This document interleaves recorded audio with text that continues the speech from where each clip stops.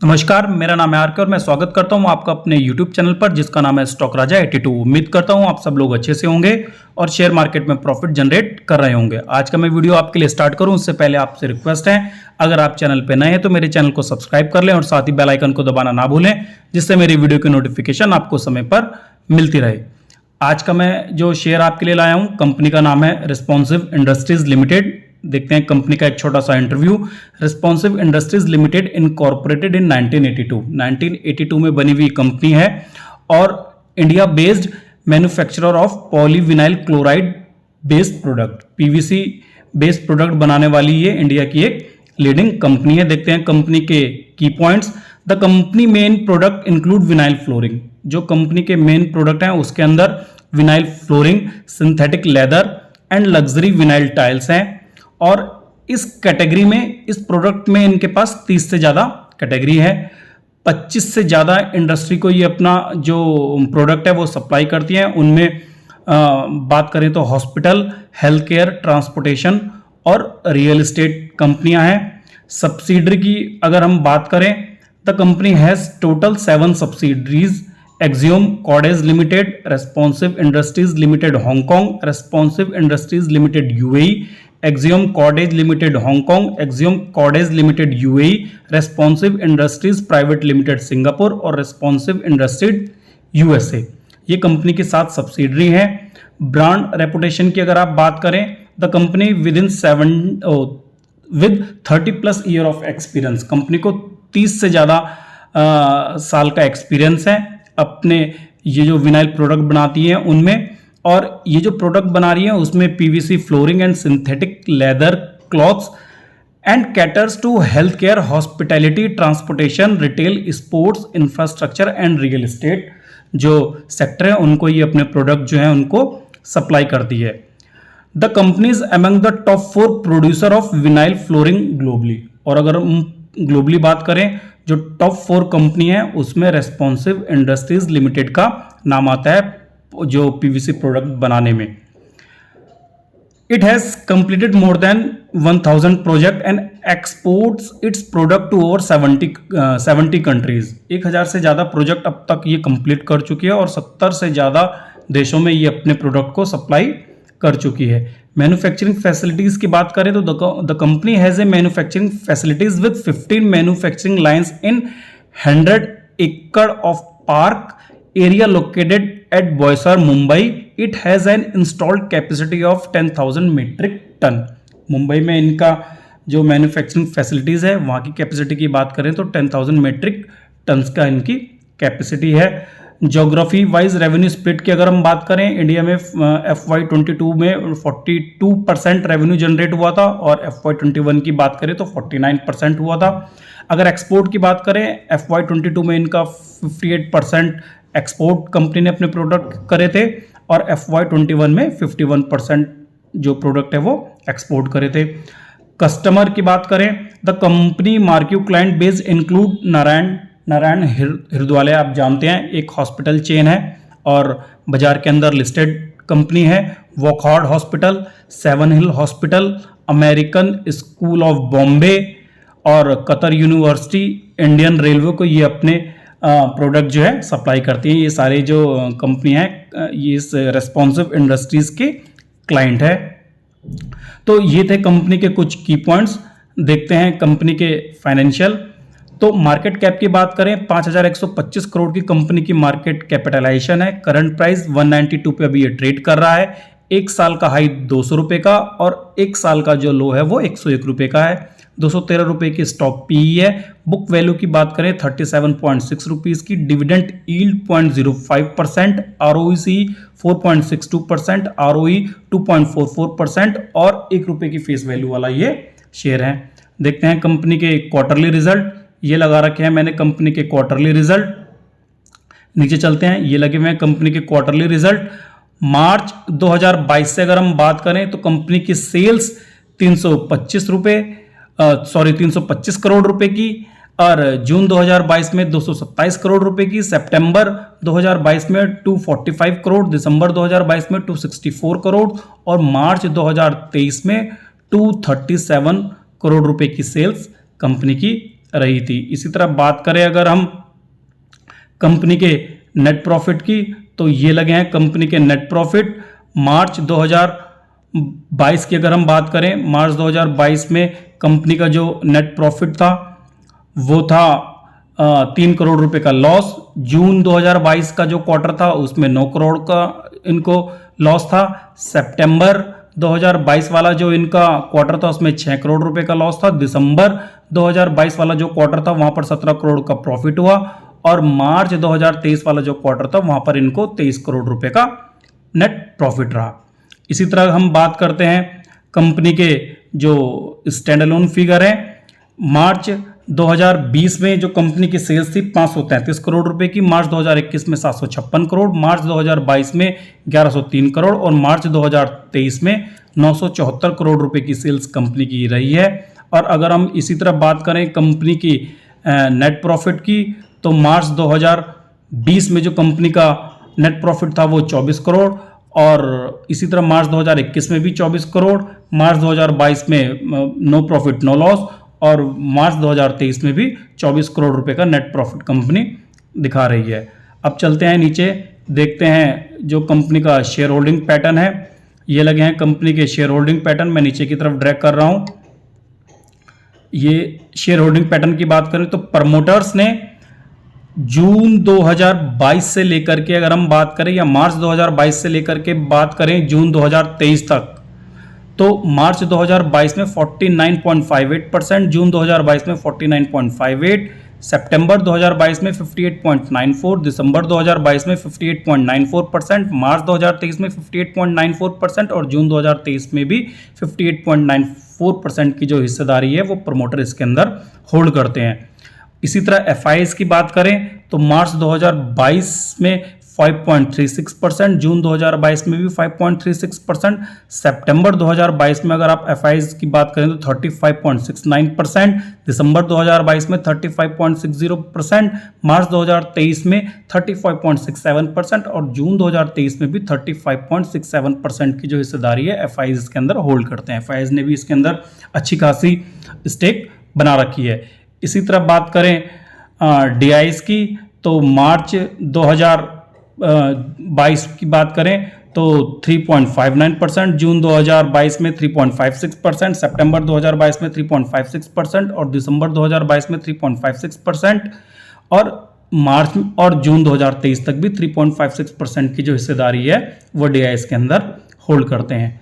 Public की इसके अंदर बात करें अगर हम सितंबर 2022 से लेकर जून 2023 तक, तो 1.82%, 1.89%, फिर 1.82 और 1.83 यानी कि 1.82% की जो हिस्सेदारी है वो कांस्टेंट पब्लिक की इसके अंदर बनी हुई है। तो ये थे कंपनी के फाइनेंशियल। अब देखते हैं कंपनी चार्ट पे कैसा ट्रेड करते हुए दिखाई दे रही है। तो ये लगा रखे हैं मैंने कंपनी के चार्ट,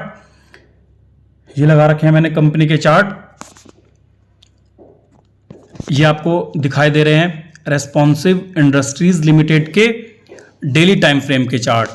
अगर हम डेली टाइम फ्रेम की चार्ट की बात करें तो आपको क्लियरली दिखाई दे रहा होगा कि कंपनी ने जो अभी लास्ट फ्राइडे वाले दिन क्लोजिंग दी है 192 रुपीज की, ये कंपनी अपने बात करें तो लगभग ऑल टाइम हाई के आसपास है। 192 रुपीज का कंपनी का पुराना हर्डल भी दिखाई दे रहा है। अगर मैं बात करूं कंपनी 192 रुपीज पे पहले जब हर्डल फेस करा था, मैं आपको डेट दिखाऊं, यहां पर आप देख सकते हैं 190 रुपीज का ये हर्डल था। बात है ये अप्रैल 4 2022 की, अप्रैल 4 यानी लगभग एक साल पहले की ये बात है। 190 रुपए का हाई लगाने के बाद कंपनी ने लो बनाए हैं लगभग 100 रुपए के। आप ये देख रहे हैं कंपनी ने 100 रुपए का लो यहां पर बनाया है। अगर हम बात करें 101 रुपए का, और एक लो यहां पर लगाया है 29 मार्च 2023 में 99 रुपए, या फिर आप कह सकते हैं 103 रुपए का। उसके बाद से कंपनी लगातार अप ट्रेंड में दिखाई दे रही है और 192 रुपीज का जो अपना पुराना हर्डल है उसके पास ये कंपनी आ गई है। तो आपको देखते रहना है 192 रुपीज का लेवल। और अगर हम एक बात करें कंपनी के ऑल टाइम फिगर की तो मुझको लग रहा है ये कंपनी के लगे हुए हैं ऑल टाइम हाई जो 213 रुपए के हैं। ये बात है फरवरी 2022 की, 7 फरवरी 2022 में कंपनी के 213 रुपए के हाई लगे हुए हैं। और उसके बाद कंपनी ने बनाया है एक राउंडिंग बॉटम फॉर्मेशन। अगर मैं आपको दिखाऊं, ये जो कंपनी का राउंडिंग बॉटम फॉर्मेशन है ये आपको बनता हुआ दिखाई दे रहा है। तभी से ये देखिए कंपनी ऐसे ट्रेड करते हुए दिखाई दे रही है। और मुझको लगता है कि ये राउंडिंग बॉटम फॉर्मेशन कंपनी का कंप्लीट होता हुआ दिखाई दे रहा है। अगर हम बात करें इस टाइप से, ये कंपनी का राउंडिंग बॉटम फॉर्मेशन कंप्लीट होता हुआ दिखाई दे रहा है। और वो कंप्लीट होगा जब कंपनी अपने ऑल टाइम हाई 213 रुपए के आसपास आएगी। और 213 रुपए के हाई के पास आने से पहले कंपनी के पास ये 192 रुपीज़ का हर्डल है जो कंपनी फेस करते हुए दिखाई दे रही है। तो ये थे कंपनी के डेली टाइम फ्रेम के चार्ट। एक बार बात करते हैं हम वीकली टाइम फ्रेम के चार्ट, उसमें हमको ज़्यादा क्लियर होगा कि कंपनी कैसा ट्रेड करते हुए दिखाई दे रही है। ये देखिए, ये वीकली टाइम फ्रेम के चार्ट हैं, आप देख सकते हैं। ये वीकली टाइम फ्रेम के चार्ट जब कंपनी ने लगाए 213 रुपए के हाई, ये मैं दिखाऊं आपको, जो कंपनी ने लगाए ये 211 212 रुपए के हाई, उसके बाद कंपनी चली गई कंसोलिडेशन फेज में। ये बात थी 8 जून 2015 को। 8 जून 2015 को कंपनी ने लगा रखे हैं 2011 रुपये 45 पैसे के हाई। और उस हाई लगाने के बाद आपको क्लियर दिखाई दे रहा है कि कंपनी चली गई एक कंसोलिडेशन फेज में। मैं वो आपको ड्रॉ करके दिखाऊं, ये वो आपको फेज बनता हुआ दिखाई दे रहा है। ये वो पीरियड था जब कंपनी कंसोलिडेट कर रही थी। ये जो मैंने आपको ये एक बॉक्स बना करके दिखाया है, इसके अंदर कंपनी आपको लगातार दिखाई दी एक कंसोलिडेशन फेज में। और इसकी डेट भी मैं आपको क्लियर करता हूँ, ये कितना लंबा इसका कंसोलिडेशन फेज चला। ये देखिए, यहाँ से अगर हम बात करें, ये बात है 20 जुलाई 2015 की। 20 जुलाई 2015 को जब इसने एक बार 119 रुपये के हाई का जो हर्डल है उसको फेस करा, उसके बाद कंपनी लगातार नीचे आई। वही देखिए 37 रुपीज़ के इसने लो भी बनाए 11 दिसंबर 2017 को।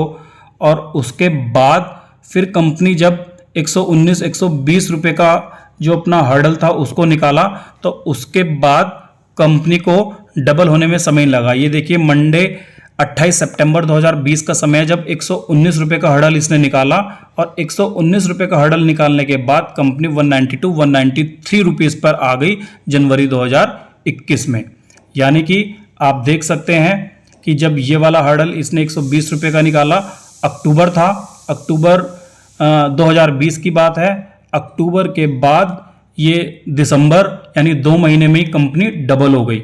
192 194 रुपये का जब कंपनी ने फिर हर्डल फेस करा, उसके बाद फिर देखिए आप ये 100 रुपये के लगभग अपने लो पर आ गई, 95 100 रुपये के आसपास, 103 रुपये के पास। और ये समय था दिसंबर 2021 का, जब इसने 104 रुपये का लो बनाया। उसके बाद कंपनी फिर डबल हो गई दिसंबर 2021 में लो बनाने के बाद। आप देख सकते हैं फरवरी 2022, यानी फिर इसने 1-2 महीने का समय लिया और ये डबल हो गई। उसके बाद फिर इसने 100 रुपये का लो बनाया है जो अभी लगे हैं, आप देख सकते हैं 26 दिसंबर 2022 को। और उसके बाद दोबारा से कंपनी आपको डबल होते हुए दिखाई दी है। जो इसका लास्ट फ्राइडे का क्लोजिंग प्राइस है वो 192 रुपीज़ का है। तो आप देख सकते हैं कि ये 192 रुपीज़ के जो हर्डल है कंपनी ने काफ़ी बार फेस करा है, ये आप देख सकते हैं। और क्लियरली आपको यहाँ पर एक मैं आपको दिखाऊं, ये एक आपको इस तरह का आप देख सकते हैं, इसने डबल बॉटम फॉर्मेशन इसने अभी कंप्लीट करा है जो 100 रुपये के आसपास है। यानी इसका 100 रुपये का बहुत अच्छा सपोर्ट बन गया है। और उस 100 रुपये के सपोर्ट से पहले कंपनी के पास यहाँ पर एक 150 रुपये का भी अच्छा खासा सपोर्ट है। तो आप कर क्या सकते हैं, हाँ एक चीज़ बताना और मैं आपको चाहूँगा कि शायद 26 जुलाई को इस कंपनी के रिजल्ट भी हैं। आप देख रहे हैं कि निफ्टी सेंसेक्स या फिर बैंक निफ्टी अपने ऑल टाइम हाई पे ट्रेड कर रहा है, तो उस समय ये रेस्पॉन्सिव इंडस्ट्री का शेयर 192 रुपीज पे चल रहा है। ये भी नीचे से काफी चला हुआ शेयर है। अगर रिजल्ट इसके फेवर में आ गए तो मैं समझता हूं ये यहां से अगर ब्रेकआउट लेता है 192 195 रुपीज के प्राइस पे, तो 200 213 रुपए और 240 रुपए के टारगेट इसके अंदर आने वाले समय में आपको बनते हुए दिखाई दे सकते हैं। तो आपको करना क्या है, 192 रुपीज का लेवल को ध्यान रखना है और 26 जुलाई को इस कंपनी के रिजल्ट है, रिजल्ट को भी आपको देखना है। अगर कंपनी के जो रिजल्ट है वो इसके फेवर में जाते हैं तो मैं समझता हूं इसके लिए 240 रुपए की जो टारगेट है वो बहुत कम समय में आपको आते हुए दिखाई दे सकते हैं, क्योंकि कंपनी ऐसे लेवल पे खड़ी हुई है, इसने ऐसे लेवल पे क्लोजिंग दी है। 192 रुपीज का जो लेवल है वहां पर इसने काफी बार हर्डल लिया है और हर्डल फेस करने के बाद ये नीचे की तरफ तेजी से करेक्ट भी हुई है और ये दोबारा से 100 रुपए के लेवल को टच करके 192 रुपीज पे आई है। अगर रिजल्ट इसके फेवर में चले गए, इसने यहां से ब्रेकआउट ले लिया, तो मैं समझता हूं यहां से आपको 240 या 250 रुपए के टारगेट आने वाले समय में दिखाई दे सकते हैं। तो ये था मेरा छोटा सा इंफॉर्मेशन रेस्पॉन्सिव इंडस्ट्रीज लिमिटेड के बारे में। अगर आपको मेरा वीडियो अच्छा लगे, लाइक करें, शेयर करें और चैनल को सब्सक्राइब करना ना भूलें। एक बात जरूर ध्यान रखें, ये मेरी कोई बाय सेल रिकमेंडेशन नहीं है। अपनी पोजीशन बनाने से पहले अपने फाइनेंशियल एडवाइजर की सलाह लेना ना भूलें। धन्यवाद दोस्तों।